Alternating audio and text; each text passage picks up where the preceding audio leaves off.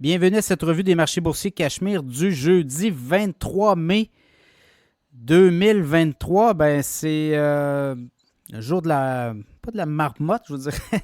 Chaque jour est différent à la bourse. Aujourd'hui, c'est rouge partout, là. Je pourrais essayer de vous conter des histoires. C'était très mitigé en début de séance parce que Nvidia tirait le marché, mais là, tout s'est écroulé par la suite en après-midi. Des gens de la Fed aussi qui sont venus parler. Donc, le TSX en baisse de 0,7 22 200. Le S&P 500 baisse de 0,7 5 267.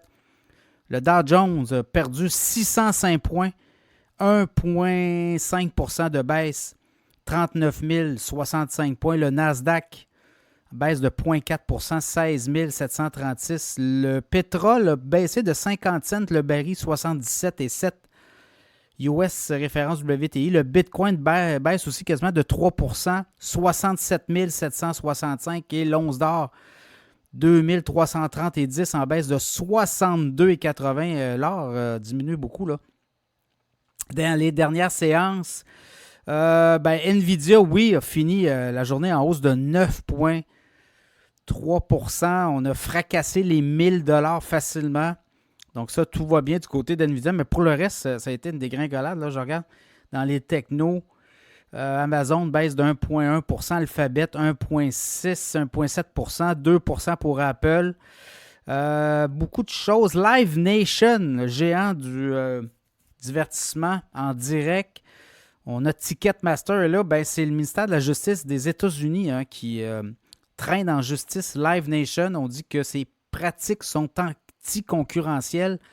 On parle même de monopole, monopolistique. Donc, ça va être à suivre, là. Et surtout, ça vient du bureau de la présidence. Joe Biden l'a dit qu'il voulait provoquer une scission, une espèce de... un scindement, là. On scinderait les activités de Live Nation de sa billetterie. Il y a eu beaucoup de bévues, notamment sur les tournées de Taylor Swift. Et ça a fait beaucoup jaser. Donc, ça va être à suivre. Ça va être long aussi devant les tribunaux. C'est toujours long, les tribunaux américains. Ça peut se terminer, mais on a une idée là où ça peut s'en aller. Et là, l'action de Live Nation perdait 7,8 VF Corporation, maison mère de Vans aussi, s'est fait ramasser, moins 3,2 Vente de Vans décevante. Donc, ça a eu un impact sur le titre de VF Corporation. De Boeing aussi qui se fait encore ramasser. Il y a eu encore des incidents avec des avions de Boeing, mais l'autre chose, c'est que le grand directeur financier de Boeing dit, écoutez, ça se peut qu'on n'ait pas de profit cette année, ça se peut qu'on soit dans le trou. Donc, Boeing a dévissé aussi.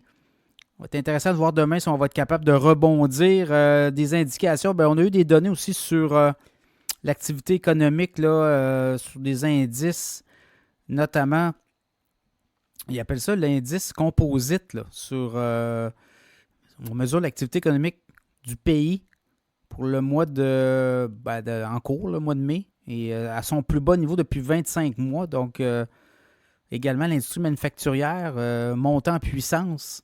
On dit que du côté du manufacturier, quand on a des très bons indices de ce côté-là, ça veut dire qu'il y a des hausses de prix. Donc, voyez-vous là comment tout est perçu que si l'économie roule trop, la Fed ne bougera pas et là, il n'y aura pas de baisse de taux. Donc, on est là-dedans. Année électorale aussi, là, des moves bizarres du côté des autorités monétaires. À n'en pas douter. On va le voir aussi. Est-ce que l'Ethereum sera approuvé au niveau des ETF comptants? La SEC n'avait pas encore donné son aval à la fermeture des marchés jeudi. La date limite, c'est jeudi, aujourd'hui, le 23 mai. Ça va être intéressant de voir si la SEC donne son autorisation. Ça pourrait faire exploser le prix de l'Ethereum et des cryptos. Donc voilà, c'était le résumé de la journée du 23 mai 2024.